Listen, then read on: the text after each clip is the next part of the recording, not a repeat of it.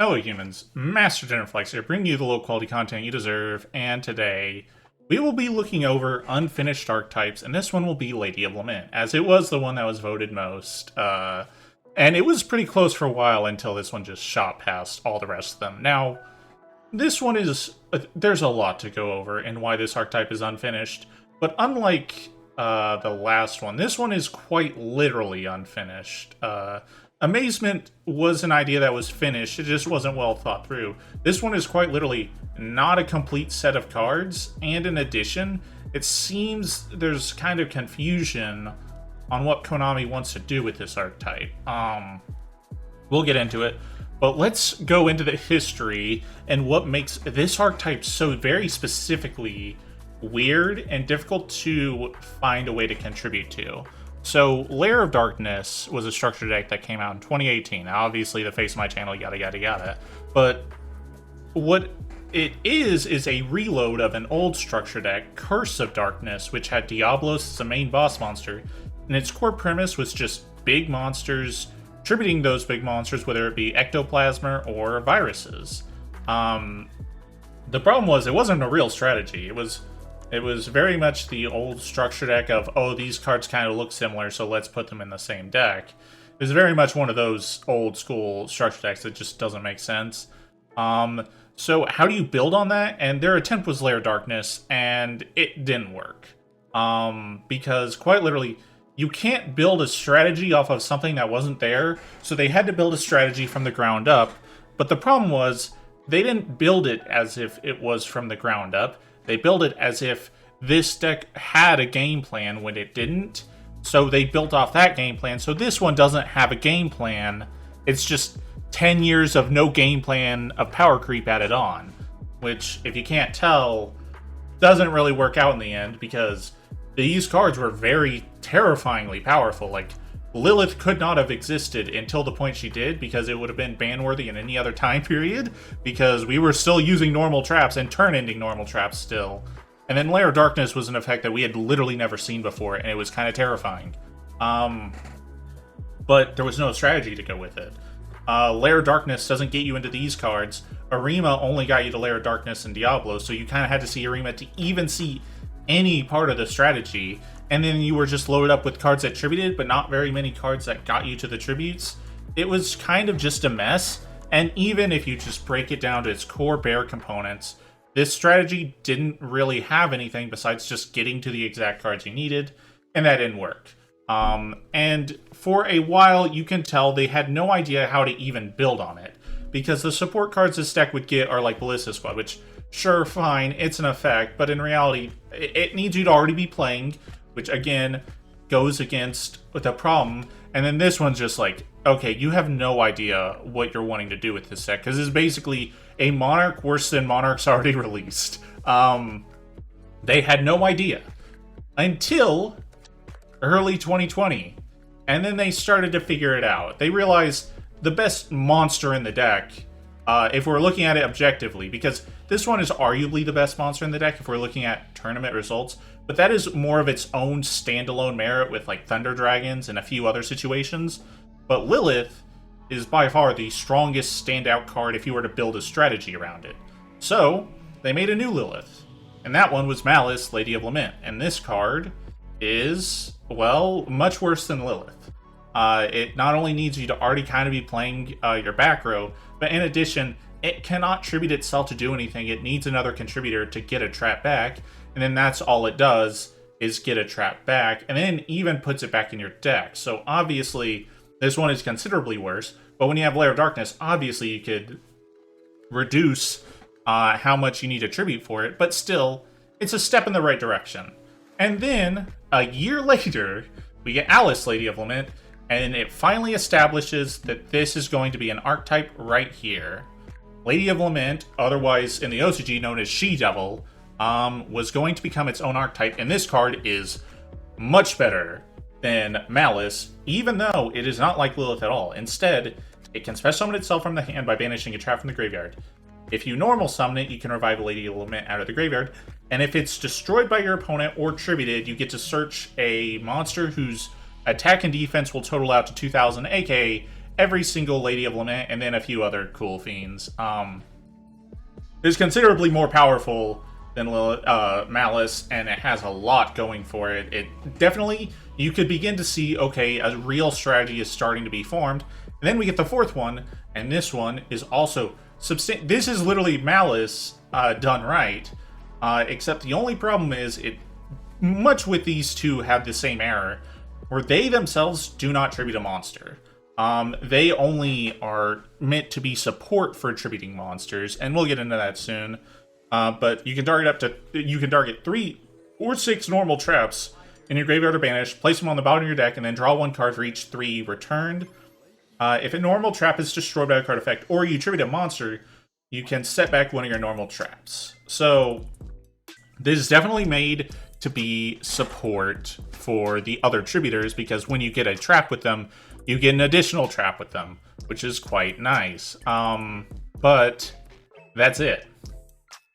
There are 4 pretty much normal summons here that want to synergize with each other in Lair of Darkness, but that's kind of where the story ends and has been ended at for basically almost 3 years. And this is a little weird. What are you supposed to do with, well, not much. Because if you notice, this one wants to be on field at the same time this one wants to be on field, but both of these are normal summons. Same with this is a normal summon, and to get extra monsters with this, it's also a normal summon. So really, it's a series of 4 normal summons that are trying to make this symbiotic trap strategy / tribute strategy work, but they just don't have the resources, and even they're just unfinished. It's quite literally the core essence of being an unfinished archetype. And this is where it gets a little weird, because I think they didn't finish it because they went on to try the experiment in other places, and that is they put Lair of Darkness in Rika, and they made Labyrinth, which is literally just this strategy. So really what I think is they found a solid foundation for this archetype, and then just split it in half and put it in 2 other archetypes. But the problem is this leaves this totally unfinished, and in addition, this has its own unique playstyle that neither of these quite get to, and that's where we're going to start from. So this is why this archetype is unfinished, and I have these viruses here because these ones also just don't synergize with Lair of Darkness. So now that we got all of this out of the way, because that was a lot of talking to explain why this archetype is unfinished, let's go about finishing it and giving an example of it. Now, we have went about making exactly 4 support cards for this archetype to finish it, because this is usually how Konami finishes it. They print they give an archetype 4 cards to go about updating it to modern standards or just finishing it. It's typically what we see when an archetype gets a new wave of support. It's 4 cards, so that's the limit we are going to set for ourselves. And to finish this archetype, we need to separate it from Rika and Labyrinth in a way that is worthy of just not making it a clone of either archetypes. And this is something I've had kind of obviously under the radar, and like a fun meme I like to play, that Lady of Lament and the monsters from the underworld are actually the same archetype. Much like how Generator and Runic are, and a few other archetypes that like quite literally hint that they are symbiotic with another archetype. I very much believe, as weird as it is to say, these two are cut from the same cloth. It might sound weird, but there's a lot of artwork similarities between both of them, and more importantly, the effects they both have are shared. Barring Tour Guide exactly, the Link monsters, like the ladies from the underworld, Beat Cop has an effective tribute, and Muckraker has an effective tribute, and this entire strategy is based on tributing monsters, but the way they go about it is very different. The Ladies of Lament, or the She-Devils, what they end up doing is they're tributing monsters for the purpose of trap assimilation. So there's like this evil nefariousness going on with them, whereas these are like a complete 180. All their tribute effects have something to do with protecting monsters on the field already, which means, in a way, these have like very malicious and evil effects, whereas these are like the good guy counterparts, I guess. But that's basically what I'm going to try to demonstrate here. So for this, we are going to merge these archetypes together to make one symbiotic strategy. And in addition to that, we are going to try to resolve the issues this archetype has. For 1, it needs to be finished. And for 1, this archetype needs to be finished because it's quite literally unfinished. It doesn't have all the cards it needs for its strategy. 2, this archetype is bound by Ties of the Brethren. Because this archetype has a bunch of normal summons and needs to put as many monsters on field as possible, but again, they're all normal summons. Having a way to just plop a bunch of them on field is so important. So we want to give them their own special summon ability, and at the same time kind of be reminiscent of Ties of the Brethren. And 3, we need to distinguish these cards a little bit from both Lab and Rika. So there is this own independent strategy we can go for. So let's get into the cards I formulated. And this one will be Ana, Lady of Lament, and this is quite literally Tour Guide, Lady of Lament, or She-Devil Ana. So you can only use the second and third effect of this card once per turn, and you cannot special summon non-fiend monsters if you use the second effect for the rest of the turn. So its first effect, treat it as Tour Guide from the Underworld while in the graveyard. Second effect, you contribute 1 dark monster, special summon 1 Lady of Lament or fiend monster from the Underworld. Yes, I did do the for hire thing from your deck. Then, if you attributed this monster to activate that effect, you can treat that special summon monster as if it was normal summoned instead. So, you can kind of see, you can guess where I'm going with this. And then finally, quick effect. You can banish this card and 1 normal trap from your graveyard. Activate 1 Lair of Darkness, Zombie World, the Gates of the Underworld, Realm of Light, or Archfiend's Labyrinth directly from your deck or graveyard. So this one's kind of random, but it basically allows you to get to Lair of Darkness and a Lady of Lament off itself. It's quite literally the Yu-Gi-Oh! 1-card combo, soy face nonsense. So we are good there, as a matter of fact. Lair of Darkness. And then finally, the way I made this effect is it's true to Tour Guide of the Underworld. She is someone that takes someone to a place. So its second and third effect is taking someone to a place. So I felt like that was pretty clever. Next, we are going to go into the second one. And by the way, I drew all these myself because normally I don't really like, I don't want to take random images online for these. But I had artwork for them already, so I just did that. Judith, Lady of Lament. You can only use a third effect once per turn. Cannot be used as link material. This card is link summoned using 2 monsters with different names. It gains 1,000 attack, so 1,500, and its third effect becomes a quick effect. And its third effect is contribute 1 Lady of Lament monster or 1 fiend monster from the Underworld. Target 1 face-up card your opponent controls. Negate its effects till the end of turn. So, of course. And then next, we got 2 traps, because I don't see why you would bother adding a spell to a trap deck. You can only use the first effect of this card once per turn, and you can only use the third effect. So it should be, you can only use the first and third effect once per turn. If this is set by the effect of a Lady of Lament monster, it can be activated that turn, which, yeah, that's a powerful effect.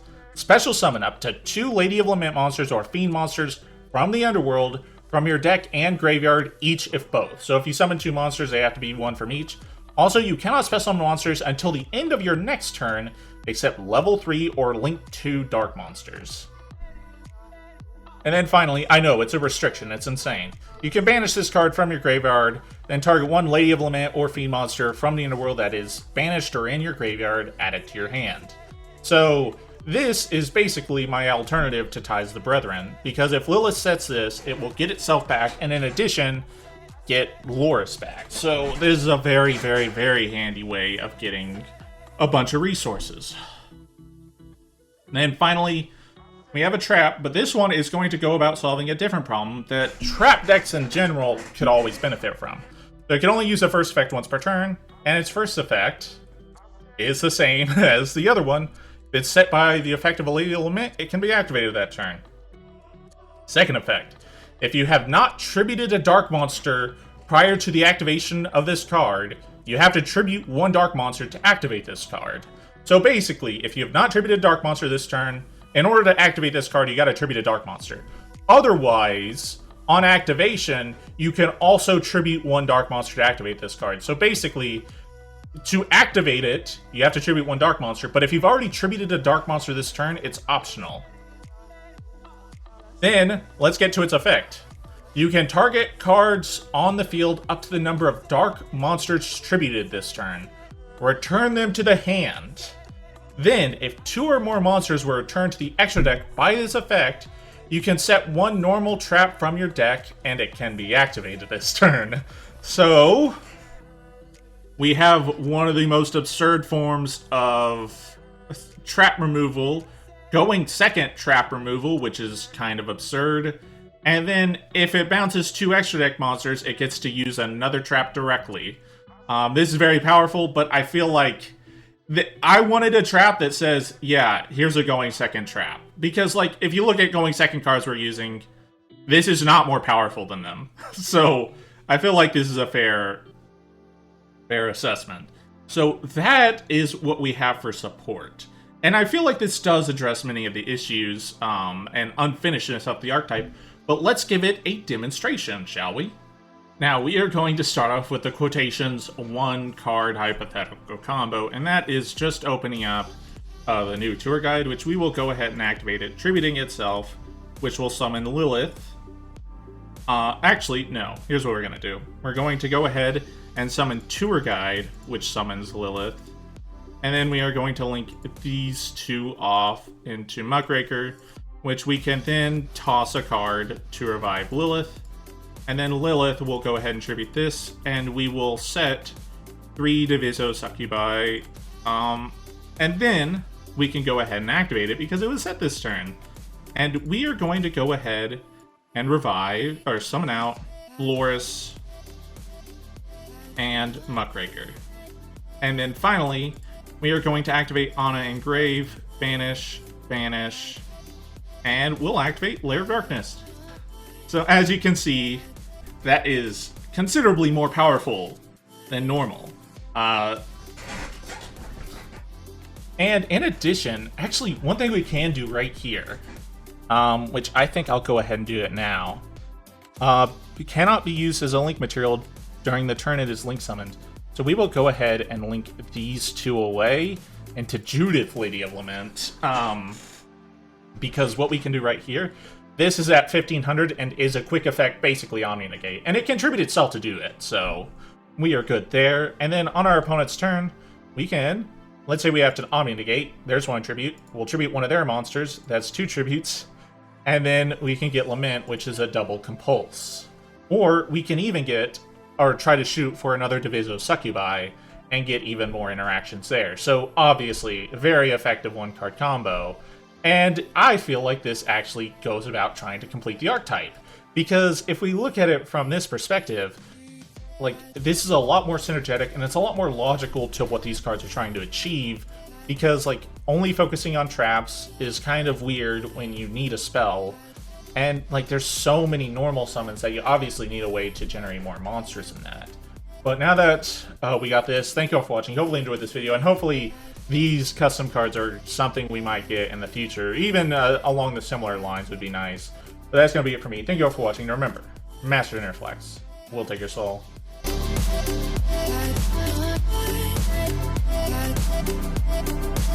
We